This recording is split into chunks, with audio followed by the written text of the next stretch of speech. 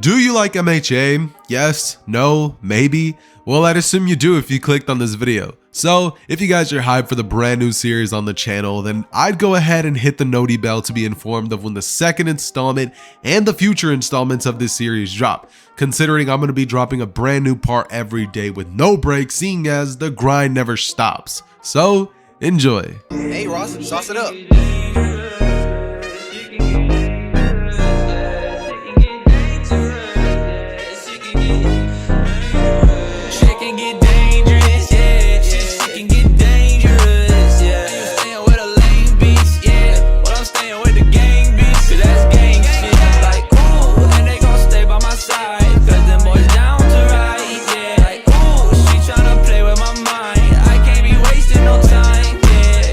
We start our story in the perspective of Hisashi Midoriya telling Izuku that he hates him, and how it's his fault that his mother Inko had died, that if he wasn't born, she would still be alive. Now obviously that's a strange statement to hear the father of Izuku Midoriya make, seeing as he's almost never in the story of My Hero Academia. But this story isn't actually going to be having the best upbringing for Midoriya as many of my other stories. He's not going to be the popular kid with a powerful quirk, and he's actually going to be having one of the toughest upbringings that I will probably do on the series. Not going to be nothing too crazy to the point where you won't be able to listen to it if you're younger, but it definitely isn't going to be happy. So keep that in mind. That said, the reasoning that Hisashi hates Izuku is due to the fact that because Izuku was born, Inko lost her life. Izuku being born was actually killing her slowly because of the fact that Izuku is, well, a demon. Izuku's birth was pretty much having a detrimental effect on Inko's well-being and her health overall, and it slowly dwindled down, leading to Inko actually being forced to either choose between the life of her baby inside of her or her own. And she knew the sacrifice she was going to be having to make, as well as Hisashi. But at first Hisashi was a proud parent, knowing that this is what Inko and himself would have wanted. But as the years went by, Hisashi ended up getting fired from his job for not being able to attend as many hours as he could before, with Inko being around, and now Hisashi is currently looking for other jobs. Currently at this moment, he's still happy with Izuku, he's still bringing him joy, and he's still talking to him every single day, telling Izuku not to worry, that they're going to be having a amazing house just like the one that they had before, and that they'll have hot running water once again someday, telling Izuku not to worry his pretty little head about it. Pause, as you know, Izuku just looks to his father and is like, all right dad, I believe you, do what you gotta do dad. So eventually as time goes on, Izuku and Hisashi struggle more and more, and with Izuku in daycare being a thing, seeing as he's barely about 4 years old or 3 years old at the time that Hisashi was still nice, slowly over time after more and more months of struggling, Hisashi ended up kind of developing anger and hatred for his son due to the fact that it made him struggle, and Hisashi was having trouble staying afloat. With all the things that had changed in his life so rapidly, he wasn't adjusted to everything, and so Hisashi blamed Izuku, thinking that if he wasn't born, he'd be in a better place in life.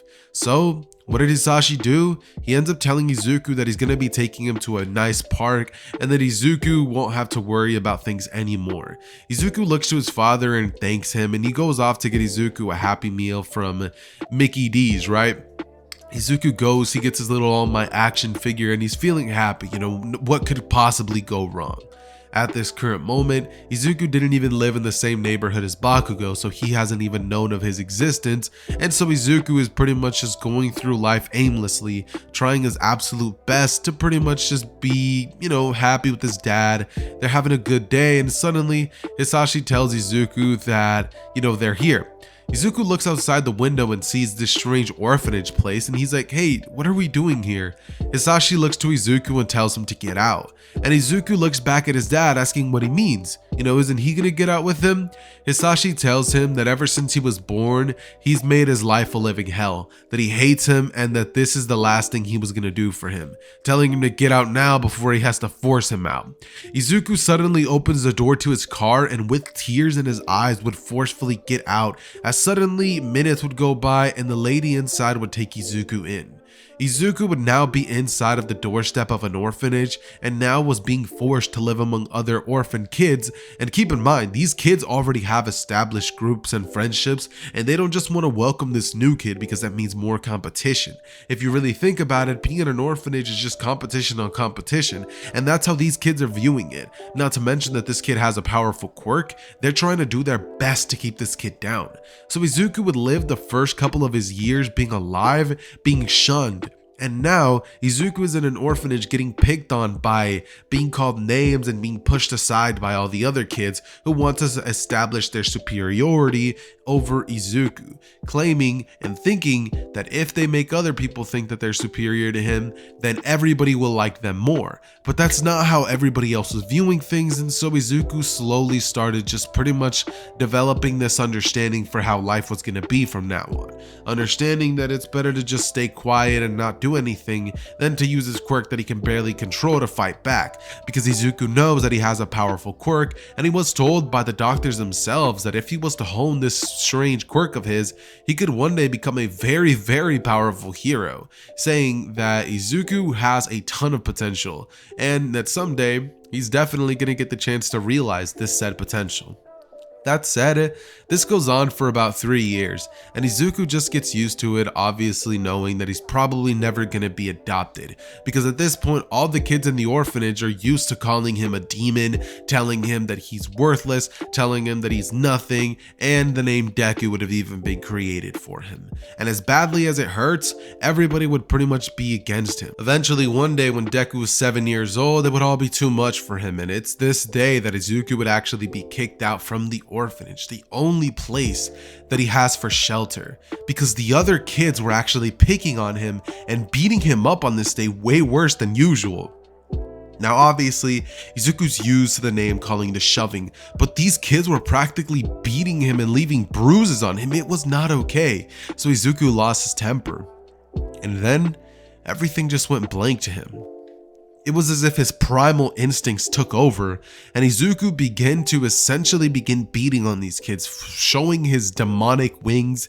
His eyes would change colors, he would gain a strange marking on his head, and he would then suddenly stand up as wings would appear on each one of his arms, as he would flail them around and choke the kids, holding them up with one arm, letting them know that he's not going to be taking it anymore. Izuku would be so close to killing one of them until eventually one of the staff members would come in, grab Izuku and tell him to stop, the only staff member that ever cared for Izuku. He would slowly begin to regain consciousness, and when he does and he sees what he had just done, he would realize what his fate is going to be now. Izuku would be kicked out of the orphanage for having a dangerous quirk and being a dangerous person overall, and it's on this day that Izuku would end up adopting the quote-unquote Meliodas personality. And what do I mean by that? The go-lucky, bar-keeping personality that Meliodas shows in the 7 Deadly Sins series, just due to the fact that he now knows that he needs to keep his emotions in check, because his quirk will go haywire, and it will make Izuku act in a way that not even he would wish to act ever. One day, he essentially finds himself wandering the streets about 2 days later, and he would find a small abandoned apartment with one entrance on top of a roof that pretty much a huge tree climb is the only thing that would lead him there.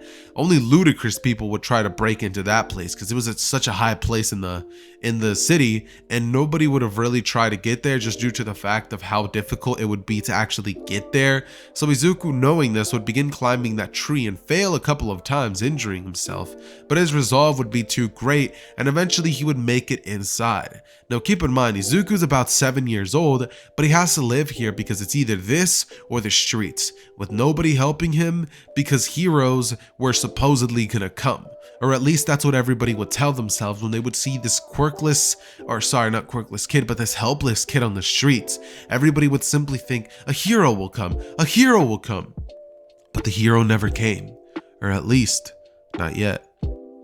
Essentially, Izuku would begin working on this house of himself. Right? He would begin to clean it, going off and pretty much stealing a broom, stealing a bunch of cleaning supplies, and essentially making it known that Izuku was going to try to fix up this little hut, like wreck of a place. It had roaches, but Izuku decided that that was better than living out on the street not knowing where he was going to sleep at night. And there was even an old abandoned mattress, which Izuku decided that that's what he was going to have to deal with. Izuku decided to essentially begin cleaning the place, and so he did. He got it in a decent shape. It still looked horrible, but Izuku was now in livable conditions, right? Izuku ended up pretty much being at this place days and days and days, and eventually one day would come across a gang of random people who Izuku had not recognized. He would be in the park looking for random, looking for anything at all that he could potentially use for help, maybe finding anybody and begging for money or something like that, or honestly just having fun.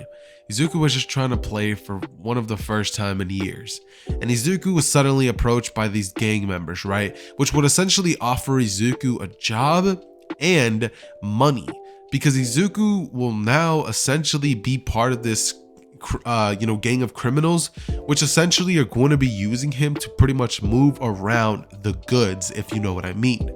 So Izuku, since he's a kid, nobody would suspect that some little kid would be the one selling things. So he would go around and give people things in these teddy bears, right? And inside would be the bag of the goods, and the people would just hand him money. Izuku would have a teddy bear stand where he would sell people things, and he would kind of refuse to sell certain people things, saying that it's placed orders, right? So Izuku now had this thing going for him where Izuku now found himself in a brand new home, surrounded by people that he thought he could trust, people that Izuku called family now, because they're the only people in his life who care about him even a bit. And now with this small amount of money that Izuku was able to gather, he was able to save up just enough to finally begin buying his own cleaning supplies and bringing the place that he lives at back to tip-top shape. Eventually, he ends up pretty much realizing that if he could ask these guys to help him out with a certain project, maybe he could help his broken down home just a little bit more.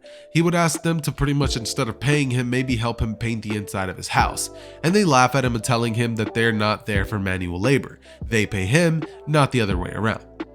So Izuku simply thinks to himself that if he can't do that, then he'll have to figure it out himself. He goes on YouTube and begins to essentially begin Googling and binging how exactly he can make his way around, painting and decorating his place so that it doesn't look like such a hunk of junk, right? And eventually the day would come when Izuku would be going through one of the operations midnight, and one of the people would have let things loose. Eventually the heroes would have essentially caught wind of this strange operation, and a few months into it, they would be busted by a hero by the name of Eraserhead. And now Izuku has two decisions he can make. Number one, he could run away and abandon the only people that have given him any money, hope, and honestly a chance in the world, or Izuku could fight alongside them. Izuku's emotions were torn, and he doesn't know which side to join, the hero side, which obviously is in the right, or the people who actually cared about him even slightly. Izuku just blacks out, and suddenly it appears that now Izuku is in his demonic state. Izuku eventually goes on to fly towards the direction of Aizawa and punch him straight into a wall, leading Aizawa to cough out blood and more heroes to be aware of this situation. Eventually more and more people would go to this area, and they would begin fighting against this gang of members who all had powerful quirks, mind you, and Izuku, who was actually the strongest of all of them. Little did the rest of them know. But Izuku would continue fighting, and this would eventually gather the attention of one of the #1 heroes in the world, All Might. He comes flying in, telling everybody not to fear, for he is here. And suddenly he would begin lunging towards the direction of Izuku as he throws a punch very powerful at him, sending him flying back slightly. Izuku covers it with both hands and rushes back with his demonic state, simply flailing around in much of a Meliodas fashion as he flies up into the air and lunges back down in a bird-like style. As he punches All Might, it just begins landing blow after blow after blow.